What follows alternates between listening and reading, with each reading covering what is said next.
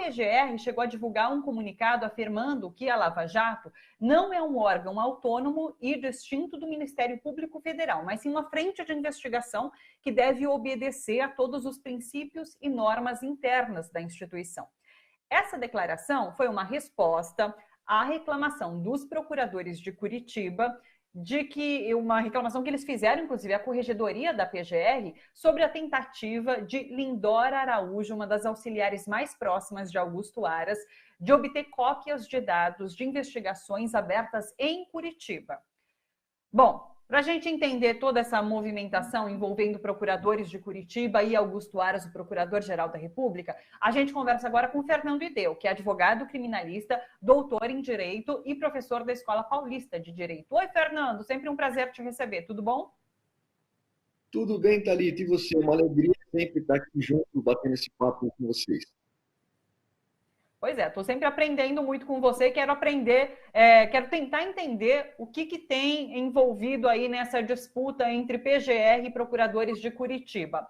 Tem essa notícia de que, de fato, alguém foi enviado a Curitiba para sondar as investigações que estão sendo feitas por lá. Isso é legal? Faz parte das funções da Procuradoria-Geral da República? Como que a gente pode interpretar essa ida de alguém da PGR até Curitiba? Explica para a gente, Fernando. Olha, Thalita, acho que o mais importante que a gente precisa entender e realmente cobrar de todas as autoridades brasileiras é que seja aberta a caixa preta da Lava Jato, né? É incrível como uma operação que usou como mantra, como bordão, como slogan de marketing de que a lei vale para todos, está se recusando, né? Está com temor de que os seus atos, de que os atos dos procuradores no curso dessas investigações sejam expostos à luz do dia, que as informações sejam prestadas. Se uma operação que se fez marqueteira dizendo que todos estão sujeitos às penas da lei, a lei vale para todos, o que é verdade, né? E que não foi o que eles fizeram, está vindo, cada vez mais aparecem exemplos e episódios de que a lei foi manipulada, foi fraudada para os interesses pessoais de agentes públicos, seja de membros da Força Tarefa, do próprio juiz Sérgio Moro. Então, acho que esse é o ponto de partida. A gente tem que deixar muito claro que essa caixa preta tem que ser aberta. Os procuradores e todos os servidores que atuaram nessa operação têm que prestar contas, né? Diante de cada vez mais suspeitas de que ilegalidades ocorreram, isso não pode ficar debaixo do pano, isso não pode ficar às escondidas, isso tem sim que ser trazido a público e as contas têm que ser prestadas, são servidores públicos que devem prestar contas. Agora, eu não conheço e não me parece que tenha sido explicitado se há alguma investigação efetiva para apurar os fatos aí alguns fatos que ocorreram praticados pela Força Tarefa. Existem, né, boatos do que estaria movimentando a Procuradora-Geral da República a apurar a conduta deles, mas não me parece que tenha havido ainda oficialmente um pronunciamento. De qualquer forma, está claro, né, está evidente que existe aí uma queda de braços entre PGR e Força Tarefa da Lava Jato. E, com muita razão, a Procuradoria-Geral da República coloca de forma muito clara que os integrantes da Força Tarefa não constituem nenhuma entidade soberana, não constituem nenhuma entidade sequer autônoma do Ministério Público Federal, né? Eles têm a sua independência funcional, obviamente, mas eles fazem parte de uma instituição cujo chefe é o Procurador-Geral da República. Então, evidentemente, eles devem prestar contas, devem responder às solicitações nos termos da lei. Não pode dar desculpa, mas isso é sigiloso. O sigilo é natural, né? No momento de uma investigação existem atos sigilosos, mas investigações já encerradas, né, cujos atos estão sendo agora questionados, deve sim ter uma resposta clara e objetiva desses servidores que atuaram na Lava Jato. Já que você trouxe, então, esse questionamento sobre a operação em Curitiba, eu queria fazer alguns apontamentos sobre Deltan Dallagnol. E daí acho que a gente pode tentar interpretar também o que tem em jogo. Primeiro é que o Conselho Nacional do Ministério Público retirou da pauta uma representação em que o ex-presidente Lula acusa o procurador Deltan Dallagnol, outros colegas do consórcio de Curitiba, de abuso de poder. Quando eles fizeram aquela entrevista mostrando o PowerPoint. Então, isso foi retirado de pauta. Segundo o relator, foi por conta de uma carga muito grande de processos para serem discutidos, e isso então ficou para mais tarde, mas não há uma nova data. Inclusive, integrantes desse colegiado do Conselho já disseram que o procurador teria poucos votos nesse momento, e daí talvez isso levasse a algum tipo de punição de fato. Queria que você comentasse esse adiamento. E daí, nesse bojo Deltan Dallagnol, tem uma entrevista que ele deu à CNN, bem recentemente, e que Deltan Dallagnol disse o seguinte, olha, vou até usar uma aspas aqui dele para a gente ter assim, bem claro o que foi dito. Falou, passou a interessar ao governo e aos seus aliados a desconstrução do ex-ministro Sérgio Moro e da Lava Jato, de que ele é símbolo, pelo receio de que ele venha eventualmente a concorrer em 2022. Então, Deltan Dallagnol também já coloca essa possibilidade de Moro concorrendo em 2022 e sendo atacado nesse momento pelo governo e pela PGR também, né? Como interpretar tudo isso, Fernando?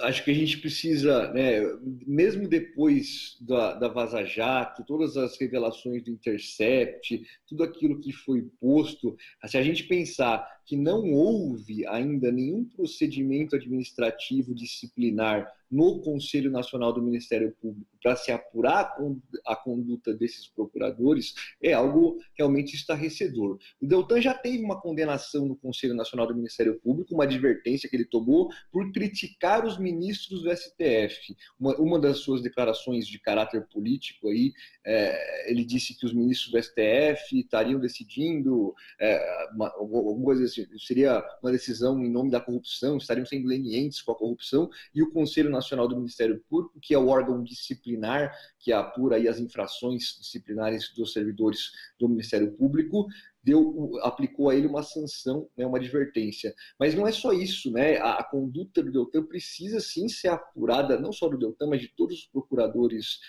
que atuaram nessa chamada força-tarefa da Operação Lava Jato, e cujas mensagens, cujos diálogos foram revelados pelo Intercept e com os seus veículos de imprensa colaboradores aí, e isso precisa ser trazido à luz do dia, isso não pode ficar nas sombras, né? Então, eu acho que, primeiro, o Conselho Nacional do Ministério Público deve sim julgar, esse primeiro julgamento é para ver se instaura um processo administrativo contra ele, né? Acho que deve ser instaurado, os fatos devem sim ser apurados, mas mais do que tudo, existem dois habeas corpus impetrados pela defesa do presidente Lula no STF que tratam, da suspeição do juiz Sérgio Moro e outro da suspeição dos procuradores da Força Tarefa para o juiz julgar o Lula e os procuradores da Força Tarefa investigar e acusar o presidente Lula. Então, esses dois habeas corpus precisam ser julgados urgentemente pelo STF.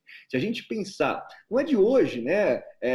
Claro, as últimas declarações deixam assim ainda mais claro o interesse ideológico, pessoal e político partidário que movimentou essa chamada Operação Lava Jato. Mas se a gente pensar, todos os atos, desde o início do processo, desde o início das investigações, sinalizam para uma atuação parcial, tanto dos procuradores quanto do juiz. Veja, o Lula começa sendo conduzido coercitivamente, algo que é ilegal, algo que hoje é reconhecidamente ilegal, não se pode mais fazer o que se fazia e o que se fez contra o presidente Lula, e até hoje não foi anulado, não teve nenhuma consequência, deveria ser.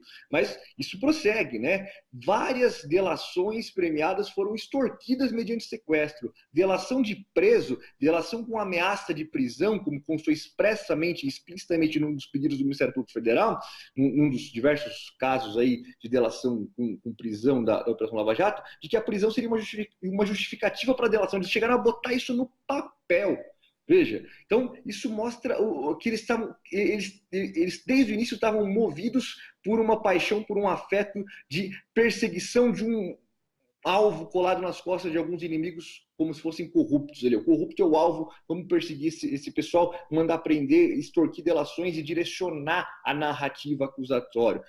Fora outros tantos atos que a gente pode pensar, interceptação ilegal, tanto de familiares do Lula quanto dos seus advogados, a divulgação de áudio sigiloso interceptado ilegalmente da presidenta Dilma com o ex-presidente Lula, a divulgação da delação do Palocci às vésperas da eleição, a atuação do Moro para impedir a soltura do Lula quando o desembargador plantonista do TRF4, numa decisão que só cabia a ele, ele era o desembargador no momento. O Sérgio Moro atuou de férias, ele não atuou para evitar a soltura.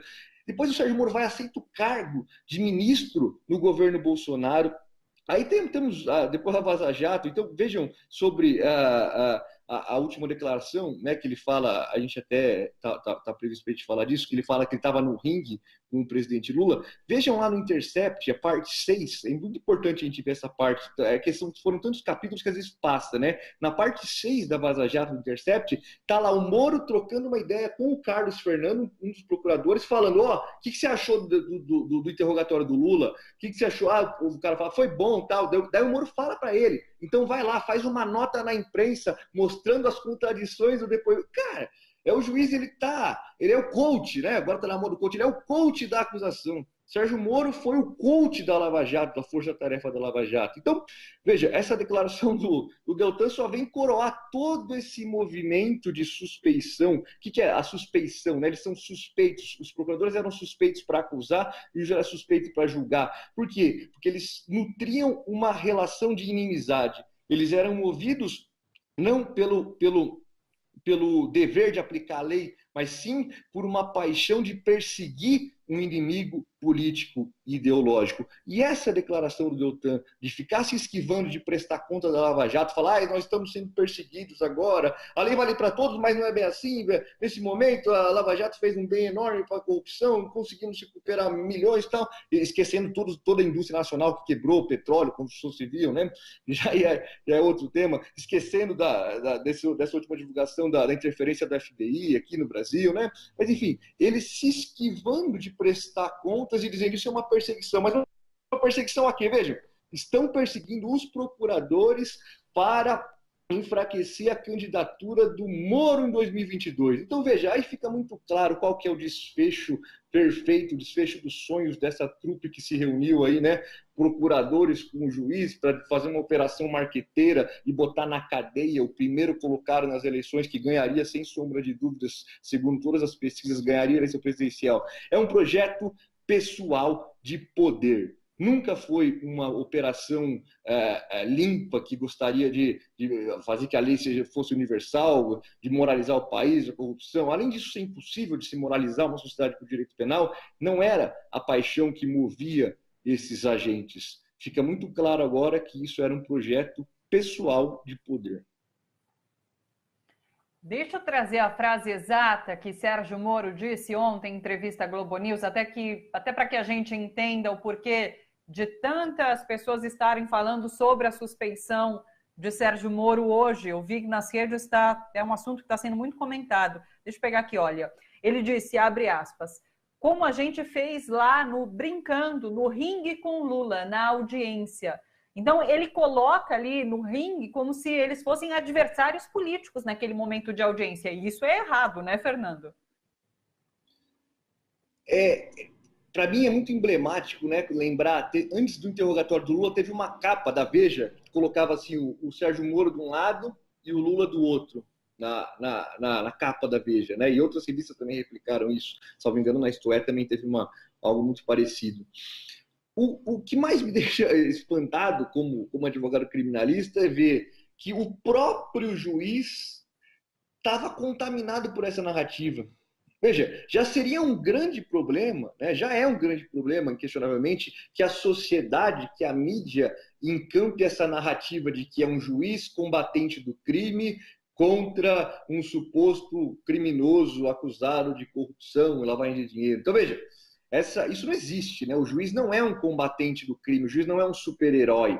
O juiz é alguém que está lá para, de um lado, receber a acusação formulada pelo Ministério Público e, de outro, assegurar que todas as garantias do réu sejam respeitadas para que os fatos sejam interpretados de acordo com a lei. Simplesmente isso, né? O juiz, se efetivamente o processo penal pode sim ser interpretado como um ringue, mas um ringue que do lado está a acusação, do outro está a defesa, com paridade de armas, e o juiz é o árbitro.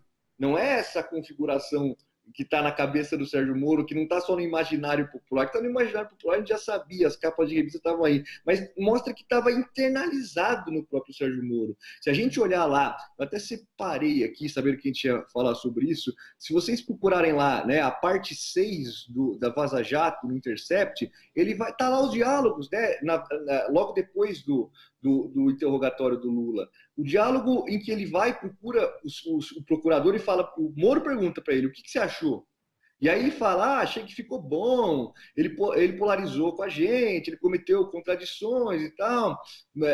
E aí o Moro dá uma sugestão, ele fala assim, ó, talvez vocês devessem amanhã editar uma nota esclarecendo as contradições do depoimento com o resto das provas ou com o depoimento anterior dele. E conclui, porque a defesa já fez o showzinho dela. Então veja, olha o nível do diálogo desses caras.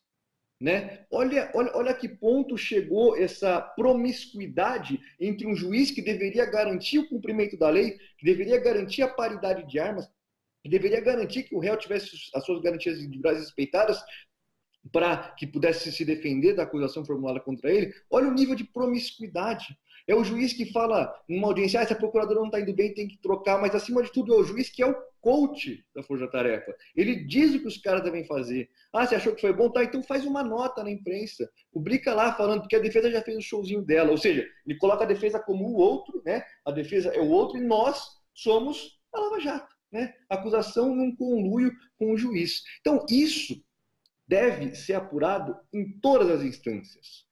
Está errado que o Procurador-Geral da República cobre satisfações? Não está errado. Eu não sei quais são os meios que ele está utilizando, não posso dizer no caso concreto se está correto ou não a forma como ele está atuando, mas, sem dúvida, o conceito, o princípio de que essa caixa preta precisa ser aberta, precisa ser revelada, isso está corretíssimo. Existem diversos indícios de irregularidades. Cabe ao chefe, que é o Procurador-Geral da República, apurá-los, cobrar as informações. Né? Isso está correto. Assim como está correto que o Conselho Nacional do Ministério Público apure. E aí eu não sei qual foi o motivo que levou o relator a tirar de pauta, né? Ele deu a alegação de que era muitos casos, muito serviço, né? Não me parece que seja algo muito razoável, né? Sendo que esse é o caso mais importante que está lá na pauta deles, mas não sei qual que foi aí a burocracia interna que levou a isso, mas não tenho dúvida de que ele deve sim ter um processo instaurado para se apurar a responsabilidade dele. Né? E não só, mas e esse acho que é o ponto em que eu gostaria de concluir, não deve parar no Conselho Nacional do Ministério Público, porque lá, muito provavelmente, ele vai receber uma advertência, uma censura, no máximo uma suspensão, no caso, né? Ficaria suspenso aí por até, sei lá, 30, 90 dias, 60 ou 90 dias, geralmente é a sanção que eles dão, mas não é só isso. Não basta o procurador ser suspenso das suas funções, não, né? Ele tem que ser tudo aquilo que ele fez durante essas operações, tanto o Deltan como todos os outros procuradores que atuaram e que tinham um grupo de aplicativo de mensagem com o juiz que trocavam essas confidências, que trocavam essas não só impressões, mas essas estratégias de como aniquilar um inimigo, como desumanizar esse inimigo, isso deve ser apurado e todos os atos que eles cometeram movidos por um afeto de perseguir o inimigo, devem ser anulados. Então, o HC que trata da suspeição dos procuradores deve ser julgado pelo STF, o HC do Sérgio Moro deve ser julgado quanto antes pelo STF e, sobretudo, o ministro Fachin deve compartilhar o material apreendido, né, que motivou lá toda a Vaza Jato, o material do Intercept, que nem sequer foram hackers aqueles caras, né, são golpistas que conseguiram as mensagens,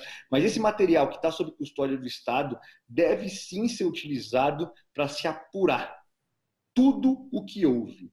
Há controvérsias se isso pode ser usado para punir os procuradores, não quero nem entrar nesse mérito, eu até acho que sim, né, porque ter agido em legítima defesa. Quem agiu em legítima defesa barrando uma conduta ilegal do Estado contra o cidadão. Mas, independentemente disso, se essas provas estão com o Estado, elas inquestionavelmente podem e devem ser utilizadas para se analisar a situação do réu. Se não pode ser usada para punir os procuradores, é outra história, mas para anular um processo ilegal contra um réu punido e perseguido injustamente, sem dúvida, devem ser usadas. Então, julgar o HC, compartilhar esse material para embasar o julgamento é uma questão urgente. Urgente, porque como você colocou muito bem no seu papo com o Fernando Brito, com quem eu sempre aprendo muito também, nesses bate-papo de vocês, esse grande contingente humano que sempre foi desumanizado, né? Que foi esse contingente humano que está lá encarcerado em massa nas prisões, que o Bolsonaro não quer nem que usem máscara, esse povo que tem que pegar o ônibus lotado, que não quer nem que usem máscara, que não tem nem como se proteger, porque está lá colado um com o outro no metrô, no ônibus, está exposto aí a todos os riscos. Esta desumanização que sempre foi naturalizada e não deveria ser, e é contra isso que a gente lutou, de um grande contingente humano, foi na mesma escala, com métodos diferentes, com métodos mais sofisticados, empregados contra o Lula e contra outros políticos e empresários da Lava Jato para legitimar um projeto de poder pessoal de uma classe dos agentes públicos aí que estavam envolvidos nisso, claramente, né, amparados pelo discurso midiático e com o apoio do mercado. Mas esse grupo também foi desumanizado, né? Esse mesmo arbítrio que sempre, tradicionalmente, era desferido arbitrariamente contra as classes populares, foram trazidos para o contexto da política com a Lava Jato e proporcionaram aí processos arbitrários que devem ser urgentemente anulados. A gente tem um comentário aqui para você. O Jonas Júnior disse assim: Fernando Ideu, por favor, transforme todo esse seu conhecimento de Lava Jato em livro. Por favor, isso nos ajudará a contar essa catástrofe jurídica. Fica anotado aí para você, então. Eu agradeço sempre pela aula que você dá aqui no Bom para Todos.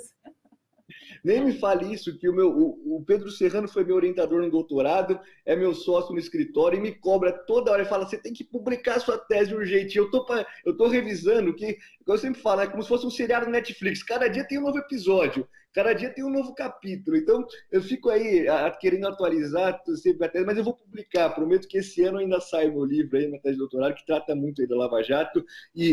Mas, paralelamente, eu acho que é importante espalhar o pensamento crítico, né? Que todo mundo consiga olhar criticamente para isso e ver o grande absurdo que foi esse conluio que se armou, essa fraude que se armou na Operação Lava Jato para perseguir politicamente adversários, não só adversários, mas inimigos políticos. Tá vendo, Jonas? Daqui a pouco sai o livro, tá bom? Fernando, um beijão para você, muito obrigada e até uma próxima. Um beijo, Thalita, até a próxima.